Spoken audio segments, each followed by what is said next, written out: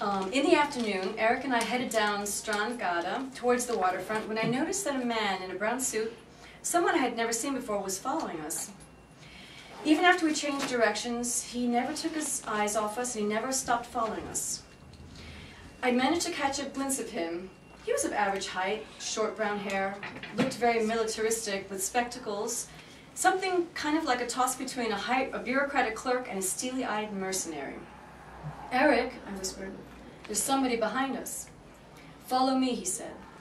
He quickened his pace, dodging donkey carts, horse carriages, ladies with straw baskets balanced precariously on their heads, lobster traps and gaggles of children running in every direction, trying every tactic to lose our pursuer. Suddenly, he grabbed my hand and we took off in the opposite direction, ducking our bodies headfirst under a horse carriage and coming out on the other side.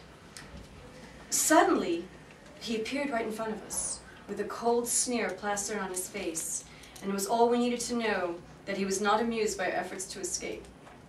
"Why rush away on such a pleasant afternoon?" he said, grabbing Eric's right shoulder and sticking a concealed Luger pistol into his flank. "We'd love to have you over for some tea." He shoved Eric towards Main Street while he stuffed the pistol back into its leather holster. "It's not nice to let your tea get cold." Then he turned to me and with eyes blazing said, "Find somewhere else to play, sweetie. Your little friend and I are going to have a nice friendly chat." I looked helplessly over at Eric. "Go home, Abby," Eric said gravely. "I'll be okay." The two continued down a coconut-lined alleyway and entered into an abandoned stone warehouse that looked like it had been a victim of a fire damage. I followed them at some distance, making sure to stay concealed. They shut and locked the warehouse door firmly behind them. But undemurred, I was able to locate another entranceway into the warehouse. A small opening that was serving as an entryway for metal wheelbarrows that run along the tracks between the ships in the harbor and the warehouses that line the waterfront. I squeezed into the small opening head first. I heard men's voices getting louder and louder. Quickly, I leaped behind a credenza and crouched near the floor. "I summoned you here today because you've not repaid the tremendous debt you owe to the fatherland. There's one last task you must accomplish before I recommend you for the Iron Cross." I peeked from behind the credenza. It was Lothar Langsdorff, walking stiffly into the room with Eric and another man trailing behind. "And what, may I ask, is that?" said Eric. "Have a seat, Helsing." Eric sat on one side of the desk, and the man I didn't recognize stood off to the side, while Lothar Langsdorff took the chair on the opposite side. From his breast pocket, Langsdorff brandished a gleaming pistol, laid it on the desk, squarely between him and Eric. I had a good chance to study his face. This time I noticed he had a barely detectable scar running down the left side of his face and all the way down his neck. He kept his steely eyes fixed on Eric like an eagle on its prey. I feared for Eric's safety, and I could hardly breathe, fearing for my own safety. "As you're aware, the papers are full of news about the transfer arrangement," Langsdorff said. "Berlin wants to put a stop to it once and for all. They've instructed me to create an international diversion, a headline that will scare away the Americans." He took out a cigar and lit it. "And where do I come in?" said Eric, looking him straight in the eyes. "You will provide the diversion," said Langsdorff, cunningly smiling. "I'm not following you.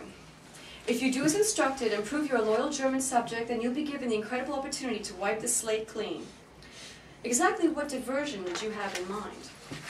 "Governor Konau is giving a speech on Monday. He'll be standing in the pavilion in the park. You're going to take this pistol and finish him off with one clean shot. Then get lost for a while my men find a local drunkard to frame for the murder, and no one will be the wiser. Failing your mission, and your father will be summarily dismissed from his job in the Kiel shipyards, and both your parents will be publicly shamed, not to mention that I will arrange for you to be arrested as a saboteur. We know where to find you." "You're asking me to murder the governor? That's precisely why I deserted my ship, because I didn't want to participate in any more murders of innocent civilians. And you're asking me to do exactly that?" "I'm asking you to make history and earn some self-respect in the process. You betrayed the Kaiser and your fatherland when you jumped ship in time of war. You deserve to be shot for this betrayal, but I'm giving you another chance. And if I choose not to, then Lieutenant Zuzi, Eric Helsing, your parents will have the unenviable task of burying the same son twice, and they'll pay the ultimate price as well. Since when have we made provisions for the killing of neutral civilians? In this war, there are no civilians, just us and them. Choose your side, Helsing." I won't take up arms again. You're a German soldier. You're not entitled to your own opinion. You will be told who your enemy is and who your friend is, depending on requirements. Your mission is to shoot as ordered. This scheme is madness. Denmark is neutral. It doesn't make any sense to kill their colonial governor. It makes perfect sense. The Americans will think the locals are staging an uprising and will quickly back away from the deal. It's the only logical outcome.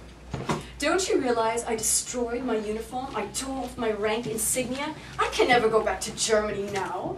You're wrong, Helsing. You can still be very useful to your country. Don't pass on this opportunity to earn your good name back. And just what do you hope to accomplish with all this madness? Simple, my boy. Deutschland über alles in der Welt. Germans fight best when they fight alone and against a world in arms. Do it for unser König Wilhelm. Eric's face began to turn red with anger. If you do anything to my parents, I swear I'll turn this gun on you, said Eric, standing up and taking the gun. The other man threw him the leather holster from across the room, which landed on the desk. I have full confidence in your ability to make history on Monday. The headlines will be worth $25 million in gold bullion.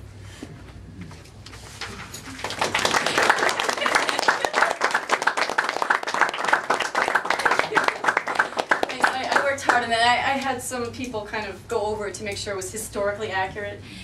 You see, when you write, you have to kind of don't overlook small details because you have a lot of people out in the world that are experts in everything.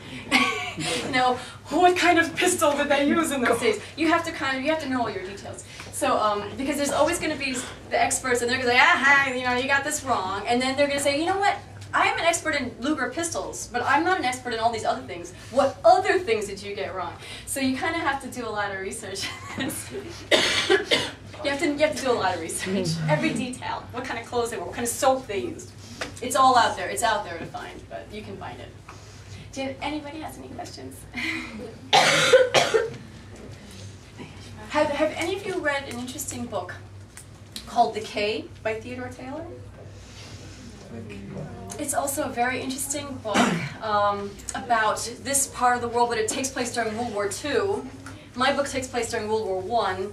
And if you're interested in reading about different parts of the world and how people, ordinary people, get drawn up into the war, that's another interesting book. But basically, some of the most interesting stories that you're ever going to read in your life are about ordinary people who get caught up in extraordinary circumstances, and they're put into positions where they have to make all kinds of incredible decisions and show strengths that they never thought they had. Those are some of the best stories, I think.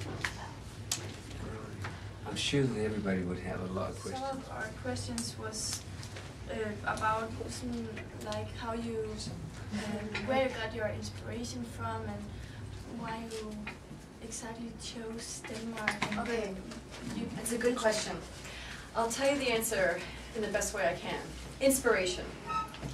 Sometimes what can inspire you in life is the fact that nobody's done something before. That something that you need, something that you want, doesn't exist. Some of the best inventions, they say, necessity is the mother of invention. So basically it was like this. This was I thought this was a very interesting time in history, yet nobody ever wrote about it before. There's no book out there, nothing. I mean, there are some personal memoirs, like I talked about diaries. There are some, they do exist, but they give a very brief description, and you don't really get the feel of what life was like back then and what people went through.